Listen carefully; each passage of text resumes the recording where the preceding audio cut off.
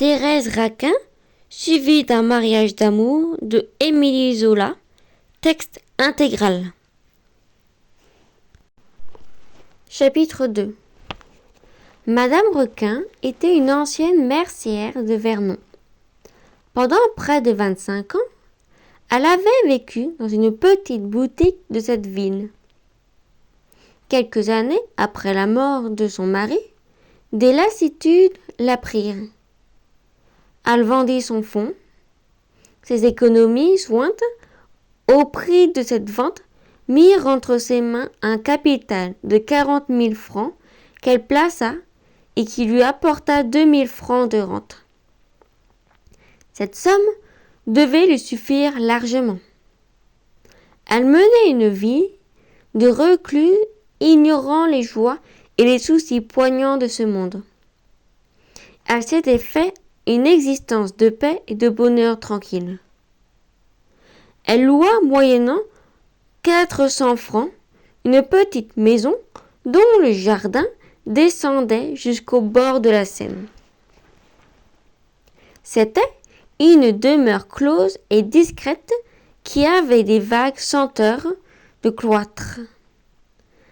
Un étroit sentier menait à cette retraite située au milieu des larges prairies. Les fenêtres du logis donnaient sur la rivière et sur les cateaux déserts de l'autre rive. La bonne dame, qui avait dépassé la cinquantaine, s'enferma au fond de cette solitude et y goûta des joies sereines, entre son fils Camille et sa nièce Thérèse. Camille avait alors 20 ans. Sa mère le gâtait encore comme un petit garçon. Elle l'entourait, l'adorait, pour l'avoir disputé à la mort pendant une longue jeunesse de souffrance. L'enfant eut coup sur coup toutes les fièvres, toutes les maladies imaginables. Madame Requin soutint une lutte de 15 années contre ces maux terribles qui venaient à la file pour lui arracher son fils. Elle les vainquit, tous par sa patience, par ses soins, par son adoration. Camille grandit, sauvé de la mort, demeura tout frissonnant des secousses répétées qui avaient endoloré sa chair. Arrêté dans sa croissance, il resta petit et malingre. Ses membres grêles eurent des mouvements lents et fatigués. Sa mère l'aimait davantage pour cette faiblesse qui le pliait. Elle regardait sa pauvre petite figure pâlie avec des tendresses triomphantes. Et elle songeait qu'elle lui avait donné la vie plus de 10 fois. Pendant les rares repos que lui laissait la souffrance, l'enfant suivit les cours d'une école de commerce de Vernon. Il y apprit l'orthographe et l'arithmétique. Sa science se borna aux 4 règles et à une connaissance très superficielle de la grammaire. Plus tard, il prit des leçons d'écriture et de comptabilité. Madame Requin se mettait à trembler lorsqu'on lui conseillait d'envoyer son fils au collège. Elle savait qu'il mourrait loin d'elle. Elle disait que les livres le tueraient. Camille resta ignorant et son ignorance mit comme une faiblesse de plus en lui. À 18 ans, désœuvré, s'ennuyant à mourir dans la douceur de sa mère l'entourait, il entra chez un marchand de toile à titre de commis. Il gagnait 60 francs par mois. Il était d'un esprit inquiet qui lui rendait l'oisiveté insupportable. Il se trouvait plus calme, mieux portant dans ce labeur de brute, dans ce travail d'employé qui le courbait tous les jours sur des factures, sur d'énormes additions dont il épilait patiemment chaque chiffre. Le soir, brisé, la tête vide, il goûtait des voluptés infinies au fond de l'hébétement qui le prenait. Il dut se quéroler avec sa mère pour entrer chez le marchand de toile. Elle voulait le garder toujours auprès d'elle, entre deux couvertures, loin des accidents de la vie. Le jeune homme parla en maître. Il réclama le travail comme d'autres enfants réclament des jouets. Non par esprit de devoir, mais par instinct, par besoin de nature. Les tendresses, les dévouements de sa mère lui avaient donné un égoïsme féroce. Il croyait aimer ceux qui le plaignaient et qui le caressaient. Mais, en réalité, il vivait à part, au fond de lui, n'aimant que son bien-être, cherchant par tous les moyens possibles à augmenter ses jouissances. Lorsque l'affection attendrie de Madame Requin l'écœura, il se jeta avec délice dans une occupation bête qui le sauvait des tisanes et des potions. Puis, le soir, au retour du bureau, il courait au bord de la Seine avec sa cousine Thérèse. Thérèse allait avoir 18 ans. Un jour, 16 années auparavant, lorsque Madame Requin était encore mercière, son frère, le capitaine de Gans, lui apporta une petite fille dans ses bras. Il arrivait d'Algérie. « Voici une enfant dont tu es la tante, » lui dit-il avec un sourire. « Sa mère est morte, mais je ne sais qu'en faire, je te la donne. » La mercière prit l'enfant, lui sourit, baisa ses joues roses de Gand, resta 8 jours à Vernon. Sa sœur l'interrogea à peine cette fille qu'il lui donnait. Elle sut vaguement que la chère petite était née à Oran et qu'elle avait pour mère une femme indigène d'une grande beauté. Le capitaine, une heure avant son départ, lui remit un acte de naissance dans lequel Thérèse, reconnue par lui, portait son nom. Il partit et on ne le revit plus. Quelques années plus tard, il se fit tuer en Afrique. Thérèse grandit, couchée dans le même lit que Camille, sous les tièdes tendresses de sa tante. Elle était d'une santé de fer et elle fut soignée comme une enfant chétive. Partageant les médicaments que prenait son cousin, tenue dans l'air chaud de la chambre occupée par le petit malade, pendant des heures, elle restait accroupie devant le feu, pensive, regardant les flammes en face, sans baisser les paupières. Cette vie forcée de convalescente la replia sur elle-même. Elle prit l'habitude de parler à voix basse, de marcher sans faire de bruit, de rester muette, immobile sur une chaise, les yeux ouverts et vides de regard. Et lorsqu'elle levait un bras, lorsqu'elle avançait un pied, on sentait en elle des souplesses féminines, des muscles courts et puissants. Toute une énergie, toute une passion qui dormait dans sa chair assoupie. Un jour, son cousin était tombé, pris de faiblesse. Elle l'avait soulevé et transporté d'un geste brusque, et ce déploiement de force avait mis de larges plaques ardentes sur son visage. La vie cloîtrée qu'elle menait, le régime débilitant auquel elle était soumise, ne purent affaiblir son corps maigre et robuste. Sa face prit seulement des teintes pâles, légèrement jaunâtres, et elle devint presque laide à l'ombre. Parfois, elle allait à la fenêtre. Elle contemplait les maisons d'en face sur lesquelles le soleil jetait des nappes dorées.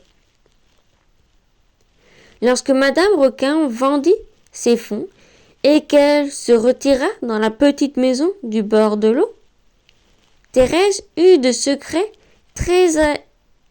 tressaillements de joie.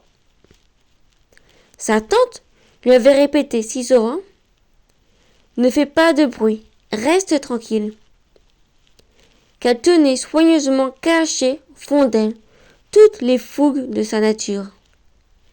Elle possédait un sang-froid suprême, une apparente tranquillité, qui cachait des emportements terribles. Elle se croyait toujours dans la chambre de son cousin, auprès d'un enfant moribond. Elle avait des mouvements adoucis, des silences, des plasticités, des paroles bégayées de vieille femme. Quand elle vit le jardin, la rivière blanche, les vastes coteaux verts qui montaient à l'horizon, il lui prit une envie sauvage de courir et de crier. Elle sentit son cœur qui frappait un grand coup dans sa poitrine. Mais pas un muscle de son visage ne bougea. Elle se contenta de sourire, lorsque sa tante lui demanda si cette nouvelle demeure lui plaisait. Alors la vie devint meilleure pour elle. Elle garda ses allures souples, sa physionomie calme et indifférente. Elle resta l'enfant élevé dans le lit d'une malade. Mais elle vécut intérieurement une existence brûlante et emportée. Quand elle était seule dans l'herbe au bord de l'eau, elle se couchait à plat ventre comme une bête, les yeux noirs et agrandis, le corps tordu, près de bondir. Et elle restait là pendant des heures, ne pensant à rien, mordue par le soleil, heureuse d'enfoncer ses doigts dans la terre. Elle faisait des rêves fous. Elle regardait avec défi la rivière qui grondait. Elle s'imaginait que l'eau allait se jeter sur elle et l'attaquer. Alors, elle se raidissait. Elle se préparait à la défense. Elle se questionnait avec colère pour savoir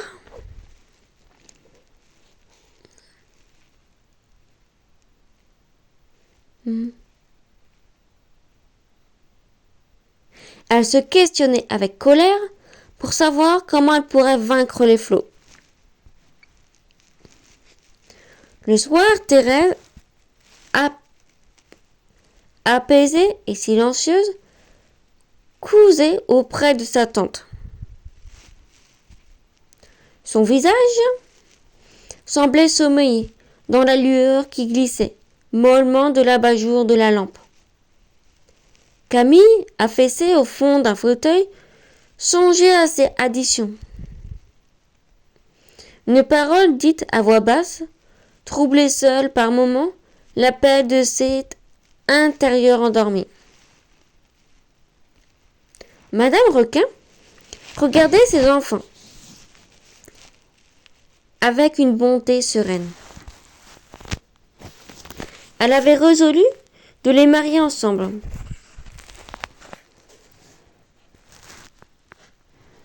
Elle traitait toujours son fils en moribond. Elle tremblait lorsqu'elle venait à songer qu'elle mourrait un jour et qu'elle le laisserait seul et souffrant. Alors elle comptait sur Thérèse, qui se disait que la jeune fille serait une garde vigilante auprès de Camille. Sa nièce, avec ses airs tranquilles, ses dévouements muets, lui inspirait une confiance sans bornes. Elle l'avait vue à l'œuvre. Elle voulait la donner à son fils comme un ange gardien. Ce mariage était un dénouement prévu, arrêté.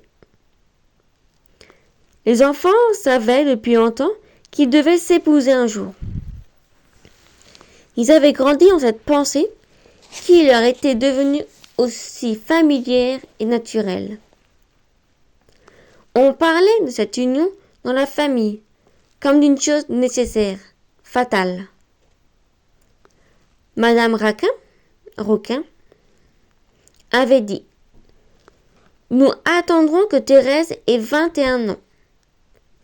Et ils attendaient patiemment, sans fièvre, sans rougeur. Camille, dont la maladie avait appauvré le sang, ignorait les âpres désirs de l'adolescence. Il était resté petit garçon. Devant sa cousine, il l'embrassait comme il embrassait sa mère, par habitude, sans rien perdre de sa tranquillité égoïste. Il voyait en elle une camarade complaisante qui l'empêchait de trop s'ennuyer et qui, à l'occasion, lui faisait de la tisane. Quand il jouait avec elle, qu'il la tenait dans ses bras et croyait tenir un garçon. Sa chair n'avait pas un frémissement. Et jamais il ne lui était venu la pensée, en ces moments, de baiser de lèvres chaudes de Thérèse qui se débattait en riant d'un rire nerveux. La jeune fille, elle aussi, semblait rester froide et indifférente. Elle arrêtait parfois ses grands yeux sur Camille et le regardait pendant plusieurs minutes avec une fixité d'un calme souverain. Ses lèvres, seules, avaient alors de petits mouvements imperceptibles.